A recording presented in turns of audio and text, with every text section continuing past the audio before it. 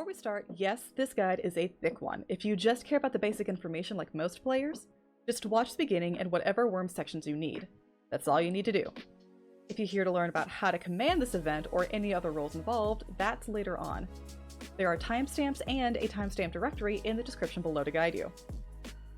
What is Triple Trouble? Triple Trouble, or TT, is a multi-event world boss in Bloodtide Coast at Firthside Vigil Waypoint, where up to 3 large wormhead bosses spawn at the same time.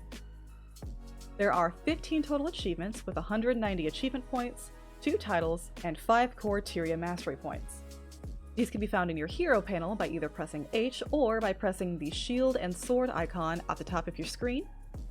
Going down to the Achievements tab, the second to last. Go to General, and these achievements will be found in your Triple Trouble tab and your Bosses tab.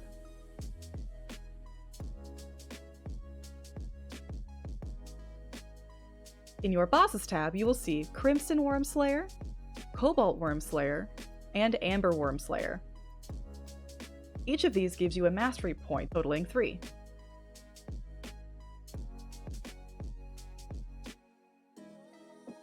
In the Triple Trouble tab above that, we have 12 more achievements. Just in this tab alone, you'll see that you will earn 1 mastery point, the Great Jungle Worm Slayer title, and 50 achievement points. There is another title and mastery point in this. This is just showing the overall.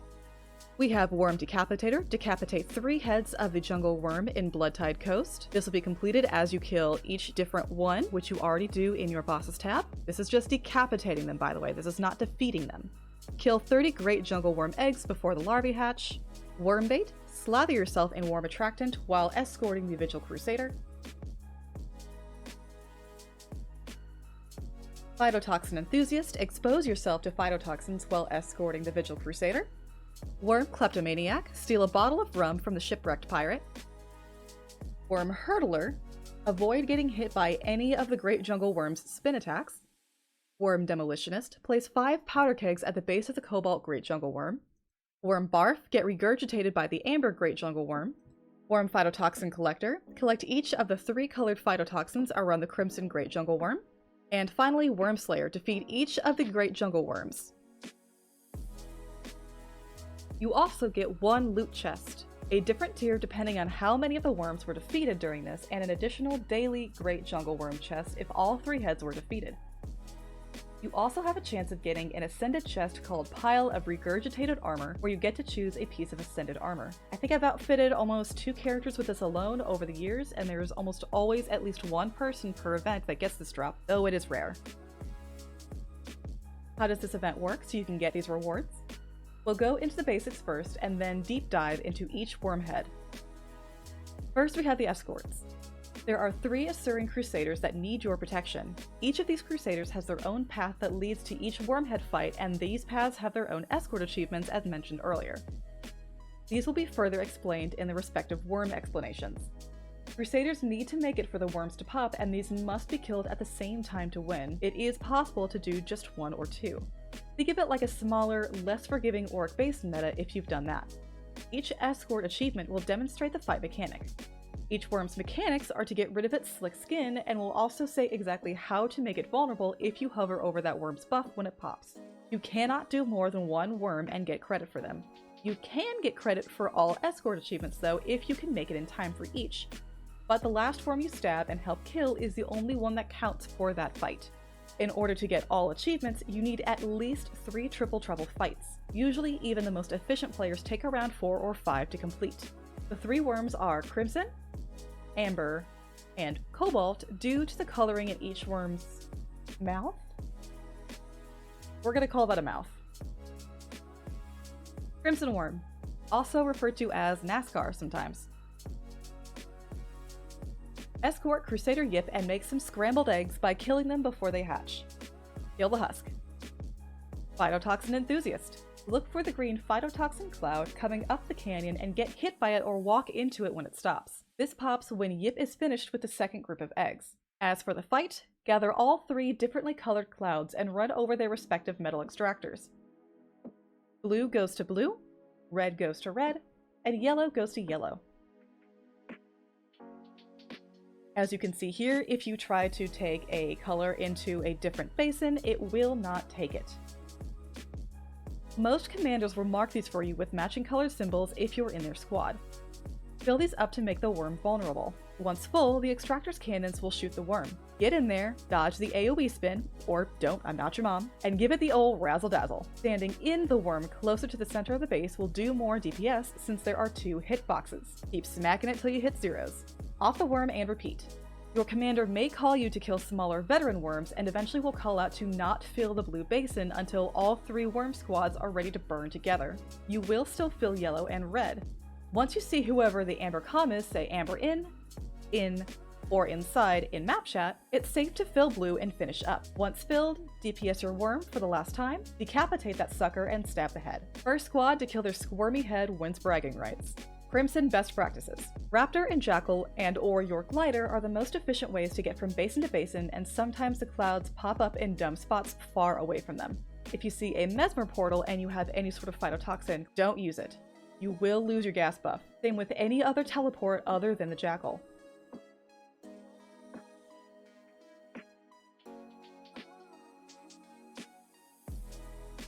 Amber Worm, also referred to as Boar Worm. Escort Crusader Zep, watch him eat a mushroom he shouldn't be eating. Make those scrambled eggs and kill the husk. For Worm Bait, kill the abomination and get in that sweet, sweet glowy stuff where it dies. Later on, just after the worm pops, you'll see a similar abomination showing off how you get swallowed after you get the glowy buff. The community calls him Steve, and we require Fs in chat for his sacrifice. The Amber Fight. Stab the next Steve, get in his glowy death AoE to receive a yellow road sign looking buff called Worm Attractant, and run to the red arrow pointing down at the ground in front of the boss. Dodge the AoE if you want, then get swallowed. Once swallowed, look behind you and steal a harpoon gun from this poor fellow's body. Make sure to heal in here since everything is poisoned, or you'll just end up like him and get left behind. Shoot the valve until its health is gone, stop shooting, then get your Worm Barf achievement as you're spat out. You've got 1 shot left. Run to the side of the worm, take aim, and make it count. You must have at least 20 people that accurately shoot the worm to make it vulnerable. Even if 1 is left, you have to start over. Once out of the worm, you do have a debuff called Upset Stomach that will prevent you from redoing this process until it's gone. If 20 successful shots have been made, you DPS the worm. Smack it around till you see zeros, and you'll still have about 15 to 20 seconds of Upset Stomach, so clear the field of veteran worms and be careful not to accidentally attack the abomination until your commander tells you to. This includes keeping any illusions, pets, and minions off of it. Repeat the process until your commander tells you not to kill Steve even if the debuff is gone, since you have to make sure the other 2 sides are ready to burn together. Once your commander says, do your thing and get to decapitating it. Amber best practices. Don't stand in these spots. You will get downstated immediately and you may miss out on the buff needed to get swallowed. Amber is a lot less forgiving than the other 2 sides with this issue.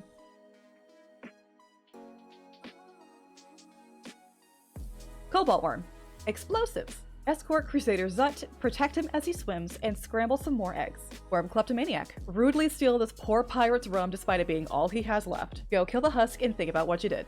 The Cobalt Fight. Red barrel icons will pop up in 3 places. Your commander will tell you which one to go to and will usually have the spots marked for you ahead of time. 2 out of the 3 spots are harder as they require you to either jump or run on something to get to the beach or use a skimmer mount. Whichever way, you need to stay out of the water to ensure the powder keg you pick up doesn't get wet. If it does, you'll need to run back and get another one. Your keg will also be lost after 30 seconds of inactivity. Place the keg on the burnt, smoking spot on the sand in front of the worm. 20 powder kegs are needed to make this worm vulnerable, but people can run back and forth endlessly till this is done, though kegs do have a semi-short timer until they disappear. Just make sure you're paying attention and running kegs until no longer needed. Once it's ready, slap that worm till you see zeros and repeat. Eventually your commander will call to have you kill veteran worms to clear the field, kill time, and not to run kegs until the other two sides are ready. Your commander may or may not have you grab kegs and wait for Amber Squad's in call. But either way, once that's called, run those explosives and chop its head. Finish it off and be careful with the worm possibly going into deeper water. Cobalt best practices. Very few players quickly get to the burnt spot. If you have to run and jump to the sand, take your time. A later keg placed is still better than no keg placed, as long as you're with the majority of the group. Don't have a skimmer? Use a raptor. Just make sure your jump is angled to make it to the beach. Do not use a teleport, whether this be a mesmer portal or utility skill. It seems helpful, but you will lose your keg.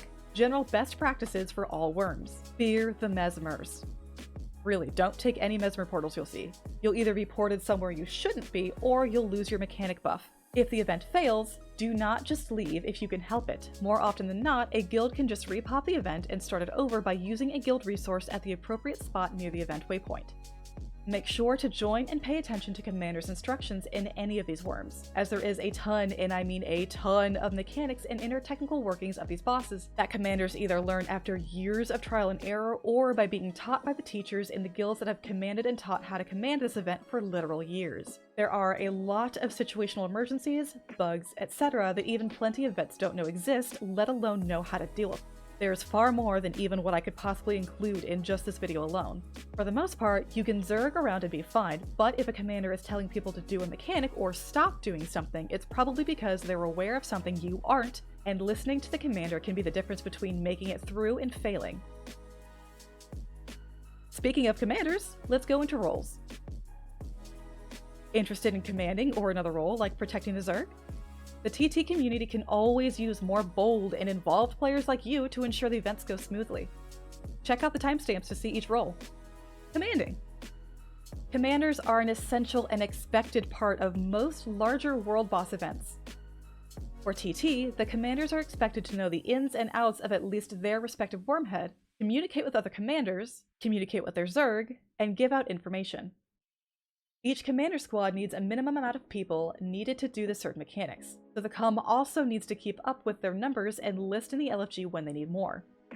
Having a list of commands or an explanation of the escort, achievement, the fight, and what not to do to copy and paste into the game squad chat is one of the best non-UI tools you can have as a commander in general. Discord, Word, whatever it is, type it out. As long as your people get their basic information, you put whatever personal flair you want. Just make sure to keep it somewhat simple, as new players are constantly coming to this event and looking at you like, I have no idea what I'm doing, or vets going, please, for the love of Joko, I just need these last 4 mastery points for Corteria. I don't know what I'm doing. Fuck! We'll go over what info commanders need to know and what to look for on each side, other than basic war mechanics mentioned earlier. Want to know how to set markers or utilize any of the squad UI I mentioned later on? Check out my commander guide. Things that are universal for all worm sides, so I don't need to repeat myself and annoy the both of us. Explain the mechanics for the squad. They need the basics at least, but any further information you give them is obviously at your discretion. Ensure you have a few people staying behind for the escort. The escort does scale up if there are too many people, and the escort will take longer. Once you have everything explained to your squad, and your escort has made it to the fight area, call insert wormhead name here ready in map chat.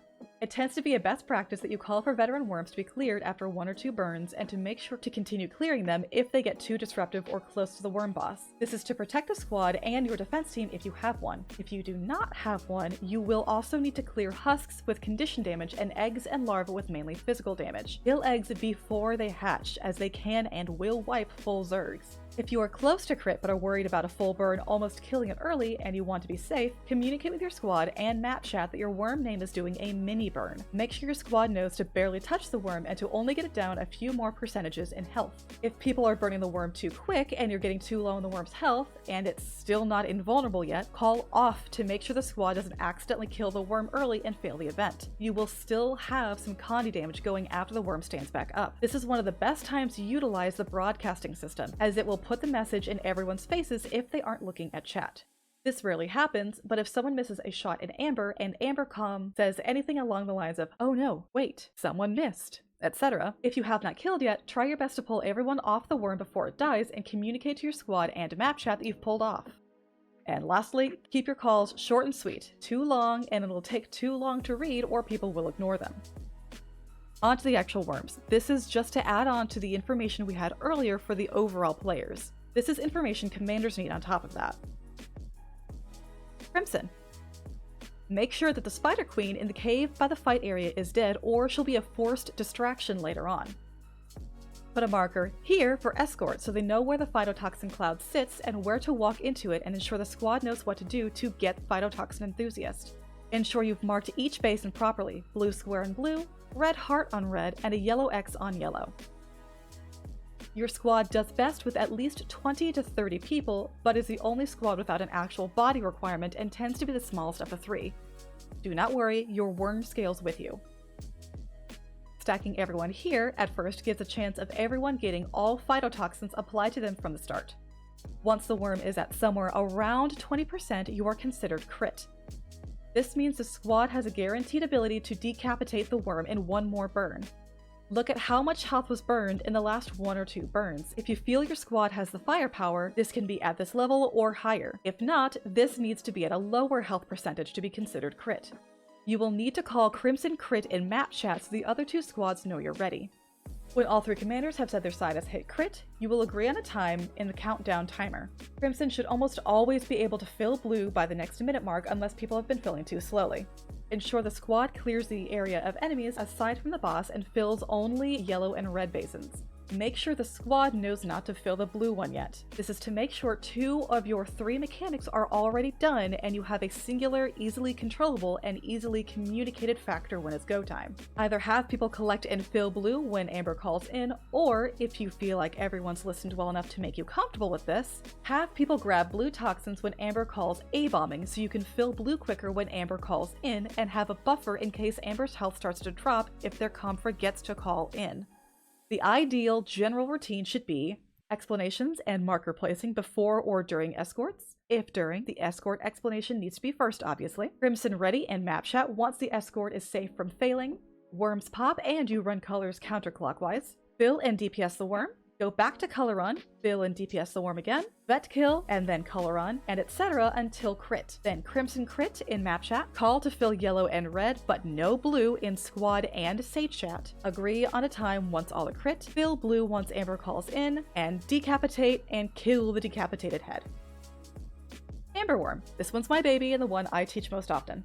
Put a marker here for escort so they know where the abomination pops up, and explain they not only have to kill it, but also stand in the glowy AoE to get the escort achievement. You can also mark the hill by the worm if wanted, though people will automatically follow you and the vet's running there already. You can mark the swallow stack spot, but that's already marked by a more animated arrow during the fight, and the main mechanic is a constant moving target anyway, so mark what you want at your discretion. Most people will still at least mark the body inside the worm.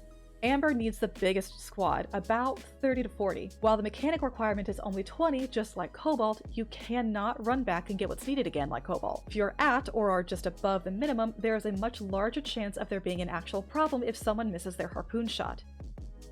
This is a larger scale event. Assume that at least a few people will lag, a few may DC at worst, and a few will either AFK or just not pay attention at any given point. This on any other side wouldn't be as detrimental, but again, everyone at Amber has one shot if they got the buff, if they got swallowed, and if they picked up a harpoon. There are tons of variables that can mess with your squad's ability to complete the mechanic, therefore you need more people as a buffer. Throughout the fight, keep an eye out for the A-bomb's health when people should not be fighting it. More often than not, someone just isn't paying attention, doesn't know, or someone accidentally has their pets, minions, or illusions auto-targeting it. You will need to make sure they recall their pets, minion build users cancel them, or that illusions are shattered. If the A-bomb is killed early and people still have the upset stomach debuff, you will likely not have the numbers needed to do the mechanic when it's time. If the A-bomb is about to die and needs to be reset, have someone kill it away from the Zerg and make sure everyone knows to stay away from it.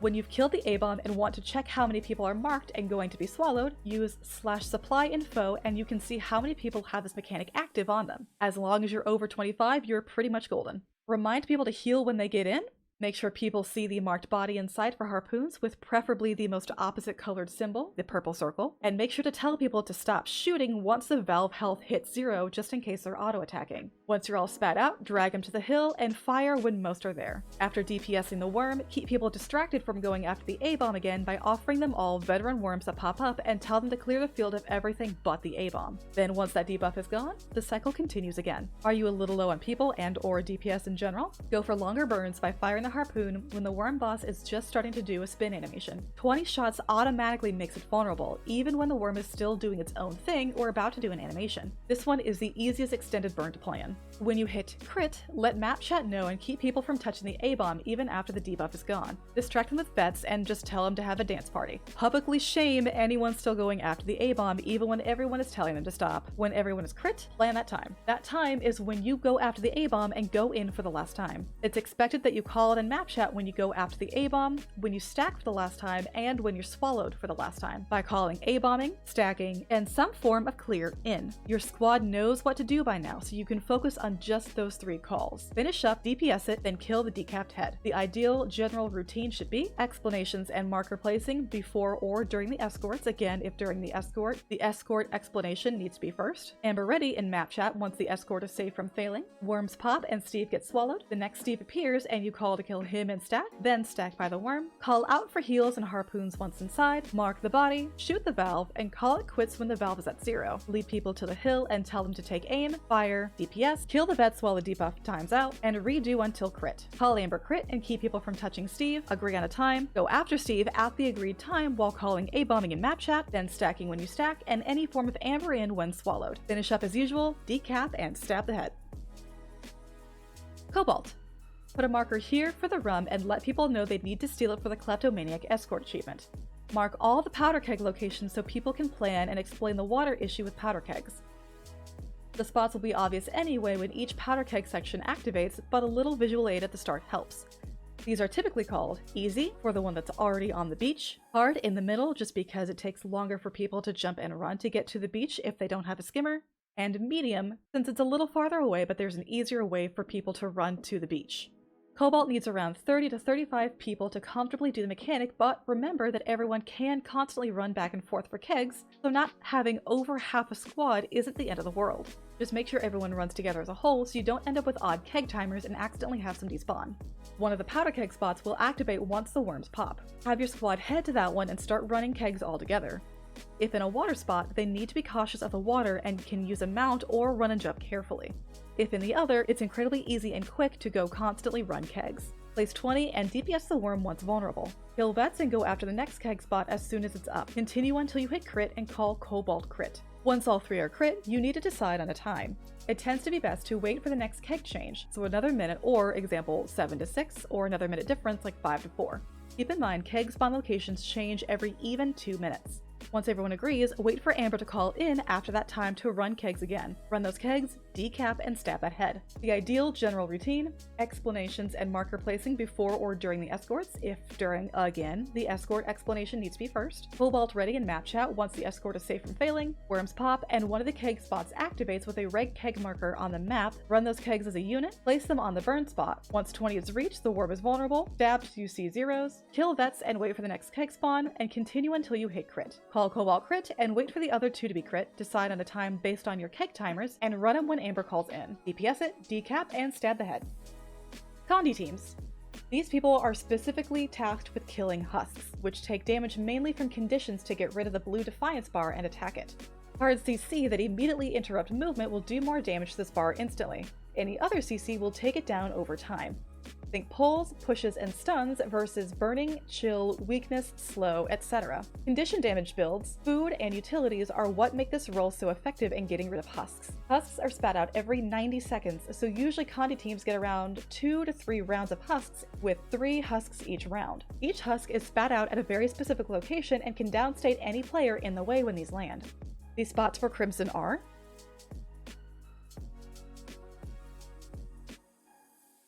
These spots for Amber husks are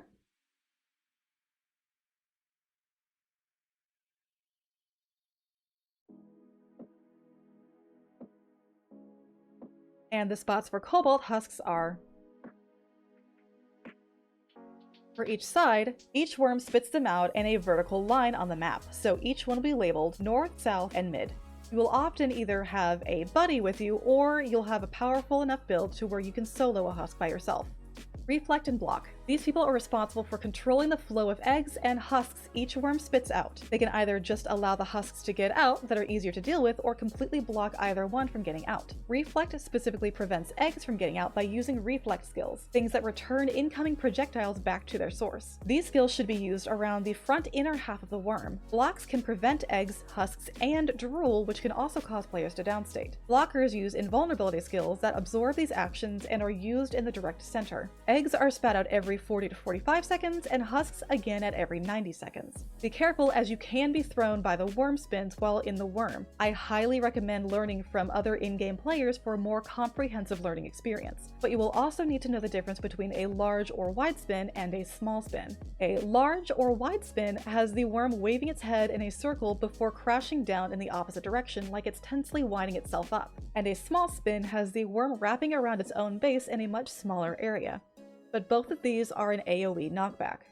The guilds that run these events in-game are fantastic, as they have tons of resources for everyone as far as builds, food, constantly updating builds whenever we get new elites or the elites are messed with, whenever there are odd bugs in the game, and any other issues that may affect your roles. These role explanations are just to get people started and more comfortable with getting involved.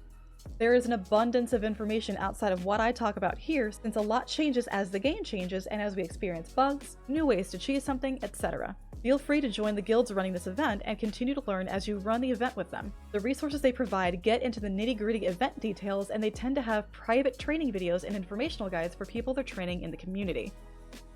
Now you know how to do the event and how to possibly run the event with other people. If you want to catch me live and ask any questions then, I do play Guild Wars 2 every Monday, Wednesday, and Friday on Twitch late night.